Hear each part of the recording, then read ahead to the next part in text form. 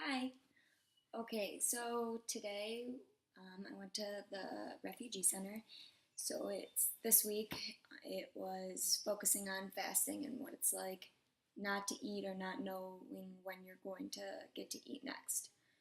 So to me, this is more of a harder task for me, especially because, first of all, I just love food in general, and um, my family has always made a big deal of kind of prioritizing food, especially when we go on vacation. It's always like, where are we eating? So, obviously, love food.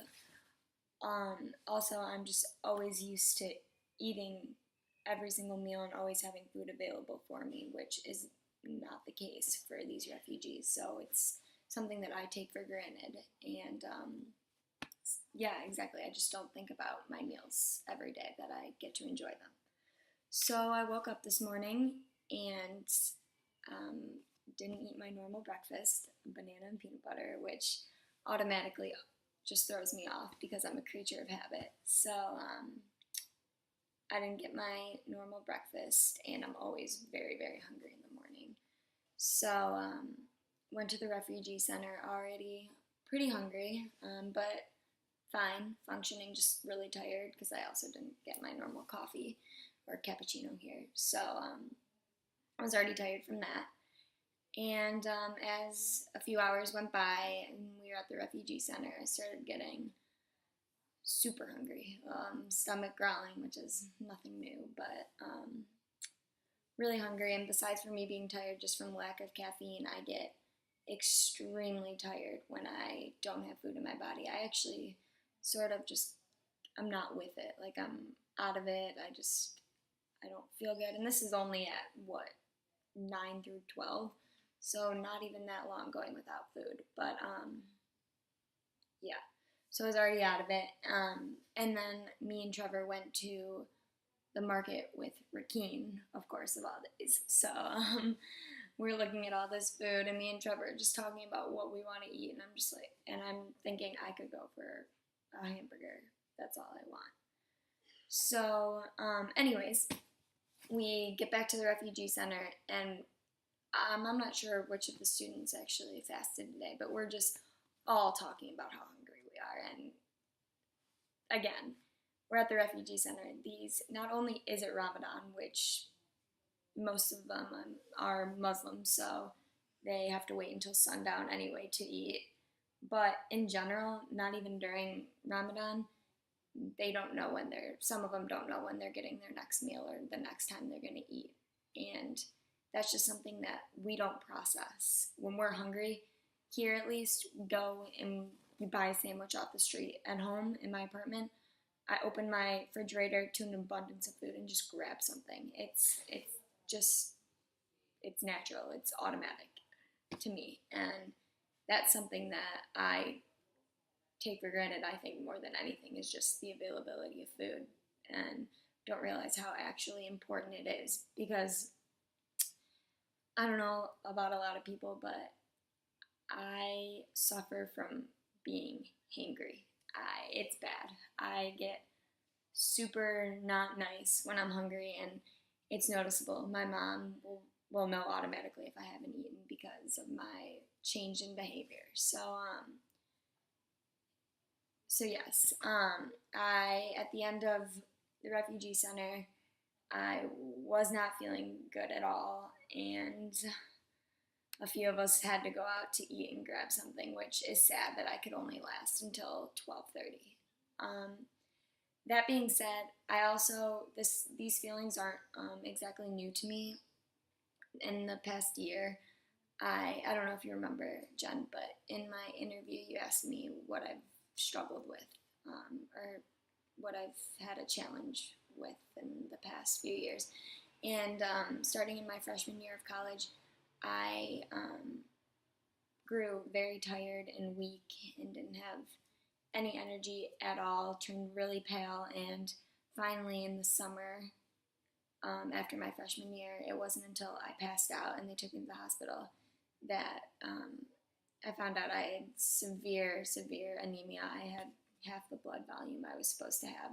My dad didn't even know how I got up and ran every day. So those feelings aren't new to me. It was terrible. I would actually so I know what it's like not being with it. But that was just solely off of, I have iron deficiency anemia, so that was just solely off of not having enough red meat in my diet. I was still eating a bunch of other stuff every day. It was just the meat part. So imagine these refugees minus the meat. They don't even know what they're going to get in general. They just take whatever they can get if they're hungry. So not only do they not feel well and they're not with it and they have no energy, but they're not being nourished on the interior as well. So just so many things going against them. And to be honest, I don't, to me, because my behavior changes so much,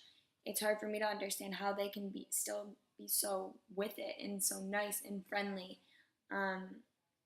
Today, so it's Ramadan, of course, and today at the center, this new refugee that I met named Muhammad, I hung out with him the majority of the time I was at the center. We played Jenga the whole time, and he was, again, just one of the nicest people I've ever had the pleasure of meeting. And I don't know if he was fasting. He could have been, he could have not have been, but if he was, I don't understand how he could be so nice, because he's not eating. And again, that's just something that's just kind of mind-blowing to me, because it's not that I choose to be hangry. It's more of just my it's just what happens. I just don't feel good. So to me, it's almost like, are they just used to it at this point, and their bodies have become used to it, or it's interesting. It's really interesting how different people react. Yesterday, Trevor and Shelby, I think, were fasting, and again, they fasted way longer than I did, and they were a little bit more tired than normal, but they were still upbeat and positive, and that's just different than I get. So I guess it affects everyone differently, but it's interesting to see how kind of having that food affects different people. So I didn't last as long as I would have liked, but I also didn't want to pass out either. That would not be good. So unfortunately, I ate, which again, it wasn't about, to me, this experience wasn't about seeing how the longest 70 would go. It was about really understanding what these refugees go through, both during Ramadan, but on a much bigger scale, what they go through every day of their lives. Just not knowing if they're going to get breakfast or lunch or dinner, when the next time they will eat, or just the feeling of having your stomach empty and nothing inside you, and even getting up to walk, you don't even have enough energy to do.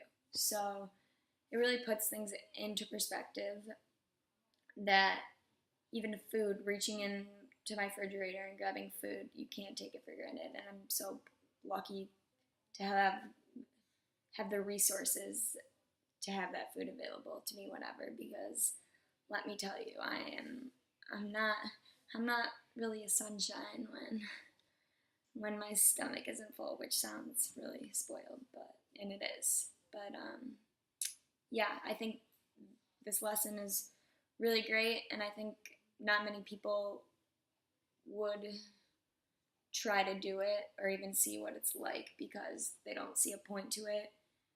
But I think it's really important to understand what the refugees go through with the basic necessity of food. So it was a really great day at the center today. I loved it, beat some people in Jenga, and yeah, just great time. So can't wait for next week. Ciao.